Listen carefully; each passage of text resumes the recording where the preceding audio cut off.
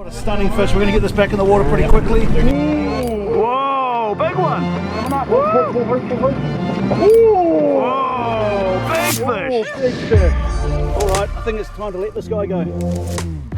In this week's episode of Journey of a Fisherman, we're going to delve into what a really well-managed fishery looks like. We've just arrived in Prince Edward Island on the east coast of Canada. It's one of my favourite places to bring our offshore adventures clients. Not only is it the home to some of the most frantic fishing on this planet, it's also one of the most well-managed fisheries on this planet. Alongside farming, fishing injects a lot of cash into this place to keep it ticking. Man, look at that herring. There's so much herring in that net right now.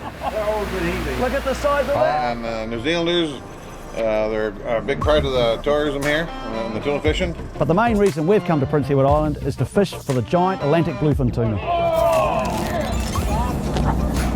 Well, here we are in the tuna capital of the world, Prince Edward Island, and true to its form, we're all loaded up and Lance is on his first fish of the trip. The tuna come here to feed on the prolific schools of mackerel and herring that migrate into the shallow areas to breed. These giant bluefin tuna are some of the biggest fish that swim. Oh my God. I'll let you get that big one on. Yeah. Oh! And anglers have the opportunity to catch fish over 1,000 pounds every season. He's huge. Look at this. Well, real special way. Yeah. Real special. And he swam away, healthy as, big flick of the tail on the water, boom, gone. Yeah. Triple lifetime, bro. Triple lifetime. You got to come here, mate. PEI is known as the tuna capital of the world, and I've been coming here for many, many years, and I have to agree with that title. Today we've got a day off the water, so we're going to go and catch up with Captain Davey and get a bit of an insight to this PEI fishery. Hey Davey, good to see you, buddy. Good to see you too. Yeah. How are you? That's good, good. Awesome, mate. We're so stoked to be here. First time in the year. Can't wait to get back into the PEI fishing for these giant tunas. Well, how's the fishing been? It's been not too bad. It's not the big amount of fish didn't get here quite yet, but there's some fish around, and we're doing pretty good catching them. We've had two day before yesterday and a double yesterday, so we're doing good. There you go. We're doing good then. Oh, we're with the right person. Yeah, Awesome. I hope so. Well, we're going to talk to you a little bit about the fishery, the state of it, and what you guys are doing to make it so good, because this is a truly world-class fishery. On a typical year, what's the season that when the fish start moving in here? The fish generally start getting here around the 1st of August. And all depends on the weather. Roughly about first week of November, second week of November, they're gone. And why are these fish turning up to this area?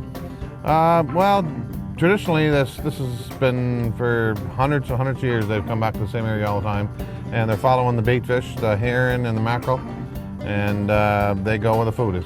Right. So no food, no fish. No food, no fish. And this is why the tunas are here. You've got this net coming up full of herring. Herring's falling out of it. It's just like a massive big burley trail.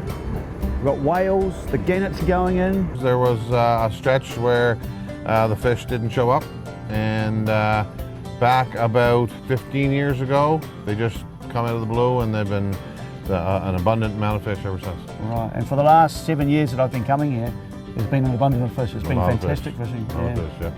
There's been a lot of bait around. Yeah. Prince Edward Island is very well known for regulating the tuna catches and what you're allowed to catch here. Yes.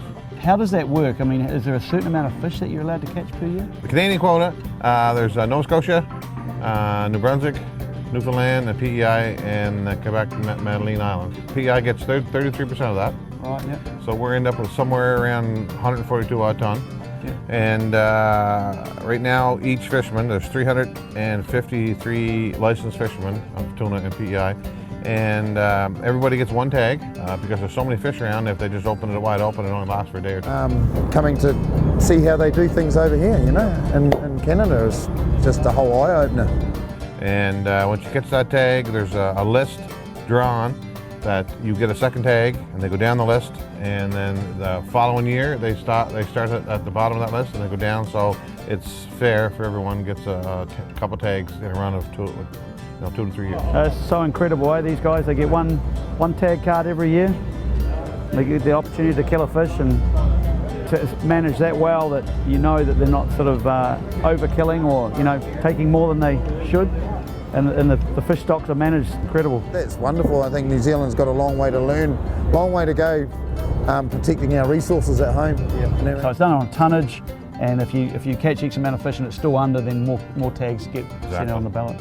So that sounds like it's a really active way of doing it. They've got the fingers on the pulse during the season. It's pretty, it sounds like sort of very well managed, world leading, I guess. From what I can understand, Canada is the most maintained and regulated fishery that there is anywhere. You're a commercial fisherman. We're fishing for tuna, but recreational anglers cannot just get in their own boat and go out and catch tuna in this place. You've got to have a license. How does that license work? Like I said, there's 353 licenses on PEI. You cannot go out and buy a license just unless you have a bona fide license. And a bona fide license is basically you have to have a lobster license. There is a few out there that a lobster license is not attached to, but basically you have to have a lobster license. Right, so you've got to have another license to get a tuna Yes. license. Wow. And so when you've got that license, you can then take recreational anglers out on charters. Your boat's got to be set up as a passenger vessel. So you have to have a commercial license first before you can do the charter. Yeah. And you have to go through government regulations, Transport Canada regulations, and do quite a bit of work to your boat to be allowed to take out charters.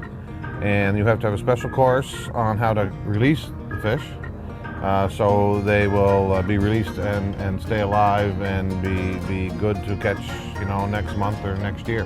And what other measures are you doing to enable, so we know that these fish are in the best possible condition? We have to use circle hooks, and the circle hooks have to be barbless. Been using circle hooks for many, many years, but the one thing we notice here, even the circle hooks have to be barbless. Everything we do here is for the well-being of the fish. And line class, what is there a minimum line weight that you have to use here? Minimum 130, so your header has to be 130, and I think the minimum length is 150 to 150 feet. So you have a minimum length of your top shot, Yes. which is usually has to be 130 pound, and you've got the mono there, so you don't have braid rubbing on the fish, so to speak. No. Remember, we have to tag every fish with a spaghetti tag, and that's all recorded, and it's sent into the government every week. If those tags ever are caught anywhere else and phoned in, then they know where it was tagged, where it was caught, and where the fish went. Over the years, I've been very lucky to be on vessels here that have been putting satellite tags and acoustic tags. Is that something that you've done yourself? Last year, just in particular, I've done 20, and I've got a phone call from the research center that the people that were there with me doing the tagging, and 100% of the tags that I tagged last year on acoustic tags have been pinged off of satellite buoys that are in all over the Gulf and all over down the U.S. coast. Wow, that's pretty incredible. When 20 fish that have been caught, 20 have swum away healthy, that they've been pinged again. Yes. So it just shows that you guys are doing the right thing by the techniques that you use to release the fish, the way you handle them boat side, the way you swim them sometimes to revive them. That's a pretty incredible story, and it's a bit of a proud thing to be part of, really, that those fish are surviving and doing the best job by it. So we can catch them for a tourist another year. Yeah, and there's a lot of charter boats around. I mean, every year we come here, it seems like every second boat is a charter boat. Yes. And you're doing a fantastic job. What's your feeling of the Prince Edward Island fishery, tuna fishery, going forward in the future? It's looking bright. The thing we have to do is the bait fish, herring and mackerel. The herring stocks seem to be getting a little low. There has to be regulations put in place to ensure that the herring come back every year. Yeah. And I think it's a problem over most of the world, the bait fish now.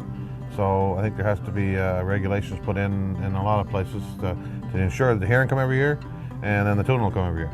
Yeah, and like you say, that's a common problem throughout the world. You take away the bait supply, you lose all the predators, the bigger fish, and the whole food chain collapses. Exactly. So, and that's a worldwide problem, and something that we all need to learn and take care of in the future for sure. Exactly, yep. Well, Davey, Atlantic bluefin tuna, what an amazing fish, what an amazing fishery. It's been a while since I've had my tuna fix. What are we doing tomorrow? When are we going? We're leaving at 6 a.m. We're gonna stop and get some bait fish, some mackerel and a live well, and keep them alive, and we're gonna sail 20 miles, and we're gonna get one. The big tuna's on. Big tuna's Davey, on. thank you so much for your time. Very welcome. We're going to get into it. Stay tuned. Big tunas are on tomorrow. A massive thanks to our amazing team that makes this journey possible. Ford for tough, safe tow vehicles, helping us go further in comfort and style. Custom Alloy Marine trailers, the best looking, safest, low maintenance trailers we've ever used. Extreme Boats, get us to the fish in their award-winning hulls with unmatched stability, performance and looks, making these the ultimate extreme offshore fishing vessel. Honda Outboards, ensuring we get home safely with their quiet, fuel-efficient, strong and reliable 4-stroke outboards. Garmin Marine for setting up our vessels with market-leading intuitive electronics that help us navigate, search for and find trophy fish. Shimano for hooking us up with the latest technology and rods, reels and accessories, helping our anglers land the fish of their dreams. And of course, the coverage we get to share this journey from New Zealand's largest fishing magazine, New Zealand Fishing News. And DB Export for keeping us refreshed with their quality beverages. And Sims Products and Apparel for keeping us covered in a wide range of extreme elements. This journey would not be possible without the support from Hunting and Fishing New Zealand. Stores located nationwide, overflowing with friendly, knowledgeable advice, quality products that are focused on keeping us out there and doing it. A big shout out to our other great brand partners for their quality services and products that keeps this journey rolling. Keep up to date with the journey on our website, Facebook page, and make sure you subscribe to our YouTube channel.